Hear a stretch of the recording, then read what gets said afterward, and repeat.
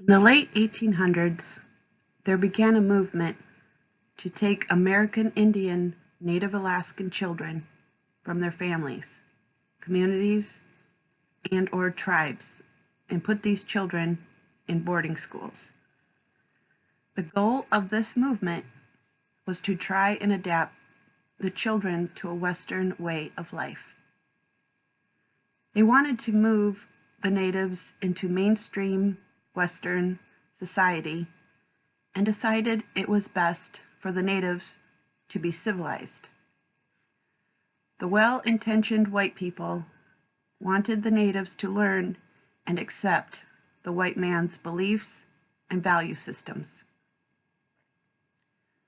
The first phase of this program was to take the Indian out of the man, or the new motto was kill the Indian, save the man. Any outward sign of being a native was taken away or done away with.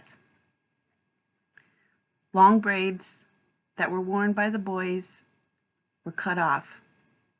Children had to wear uniforms. They were given new white names. Their native foods were taken away. They were forbidden to speak their native languages, and they had to convert to Christianity.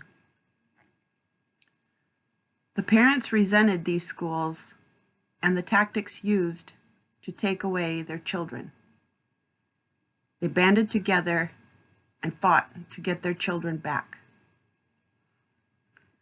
Trying to kill the native way of life for these children had many repercussions. The boarding schools were considered evil as they broke the most sacred of ties, which was the parent-child bond. Sadly, these schools caused a lot of harm to the children and the native culture. Many of the children who are now adults are still dealing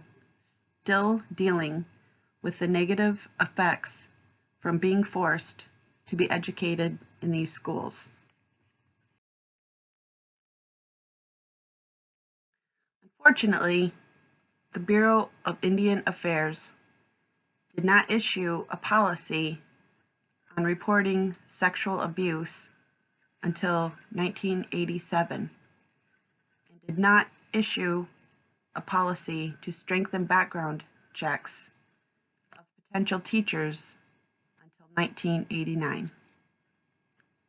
The Indian Child Protection Act in 1990 was passed to provide a registry for sexual offenders in Indian country, mandate a reporting system, provide rigid guidelines for BIA and Indian Health Services for doing background checks on prospective employees, and provide education to parents, school officials, and law enforcement on how to recognize sexual abuse.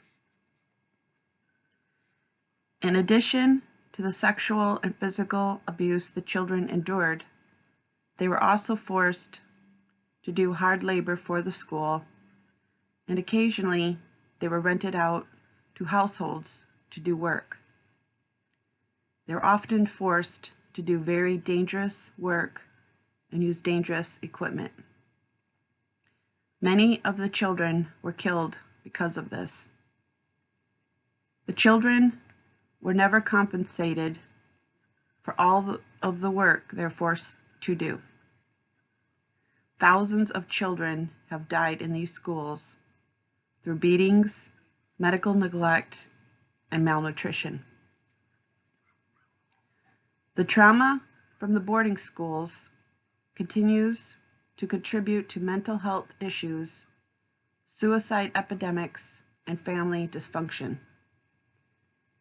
Many new generations are still dealing with the trauma that was perpetuated on their great-grandparents and grandparents. This trauma has been handed down through the generations as the new parents learned their parenting skills from their parents, and so on. Many of the native tribes had very strict rules of behavior prior to the boarding school years. Since then, crimes being committed are predominantly by felons who were abused in the same way as the boarding school children. Many of the descendants of the boarding school children were and are being abused. They have turned to drugs, alcohol, and suicide as a way to cope with the abuse.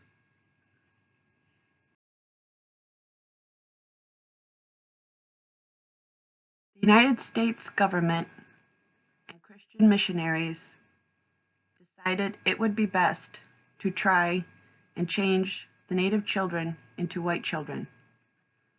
To this end, they teamed up and forcibly removed the native children from their homes and put them into boarding schools so that they could become civilized children. The children were not allowed to speak their languages. They were separated from their families, their cultures, and they were not allowed to continue their spiritual practices. They were taught to be Christians. They had to change their hair and the way they dressed to reflect the way that white children dressed at that time. According to firstpeoplesvoices.com, the children were routinely beaten for anything they did that reflected their native culture. Their mouths were scrubbed with lye and chlorine solutions for uttering native words. Not only was physical abuse common, so was sexual abuse. Rampant sexual abuse at reservation schools continued until the end of the 1980s. The FBI found evidence that a teacher had sexually abused as many as 142 boys from 1979 until his arrest and conviction. The children were abused by the priests, nuns, and other staff at the boarding schools.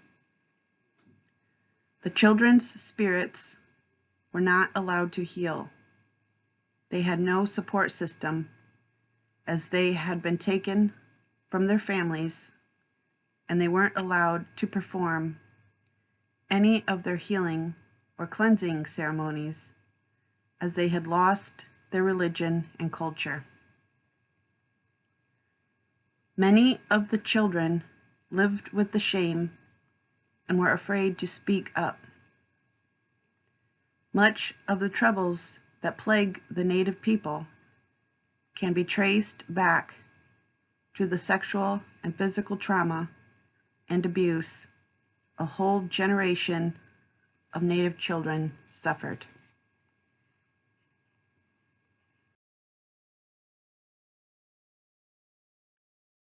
Trauma not only affects those who directly experienced it, but also in the generations that follow.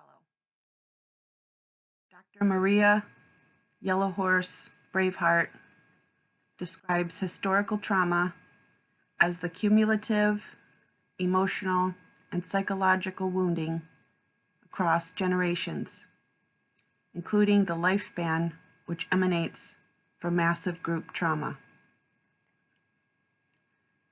Many of the adults who were children in the boarding school era have been told, in regard to the abuse they suffered, to get over it. This philosophy has not been helpful in moving the communities forward from the tragedy.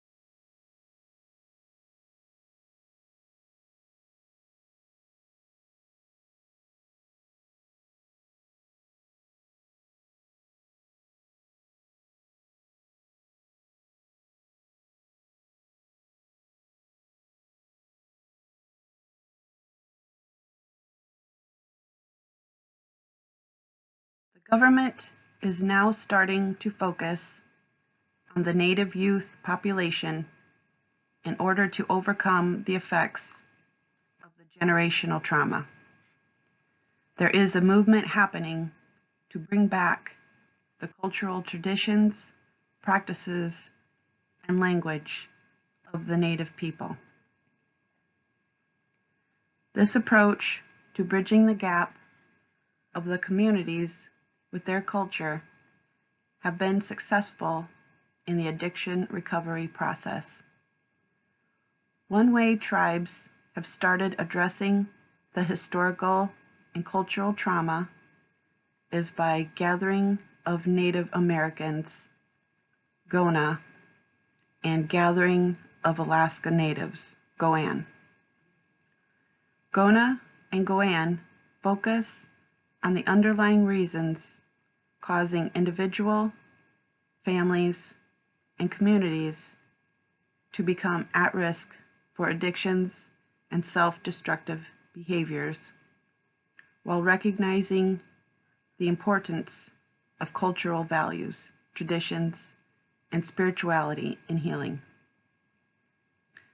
Gona and Goan believe there are 4 levels of life's teachings, and they are belonging, mastery, interdependence, and generosity.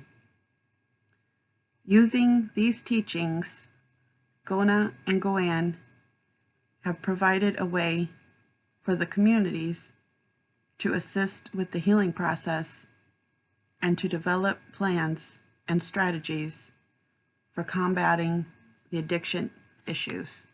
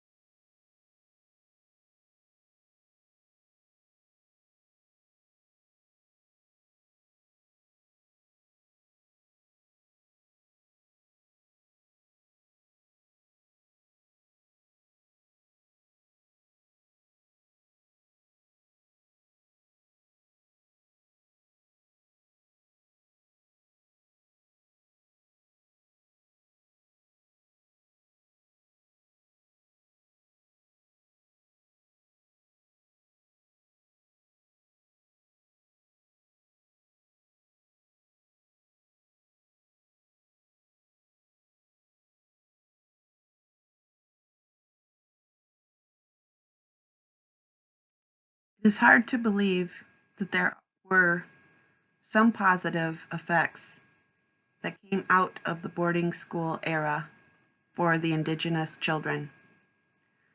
According to Greg, a positive for boarding schools is that they succeeded in integrating American Indians into the Euro-American culture, and that the English that was taught in the schools is now being used by American Indians to communicate with different tribes. Another positive, according to Greg, was that there was a higher graduation rate at the boarding schools than schools run in the communities of the indigenous children.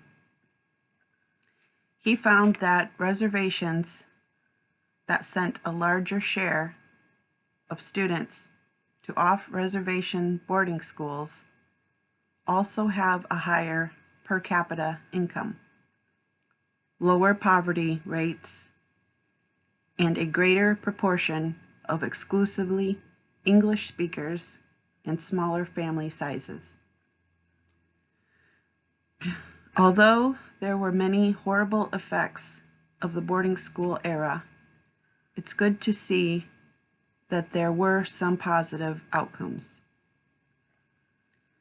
The methods used to get the positive outcomes were criminal and have caused more damage than good for the children that were involved.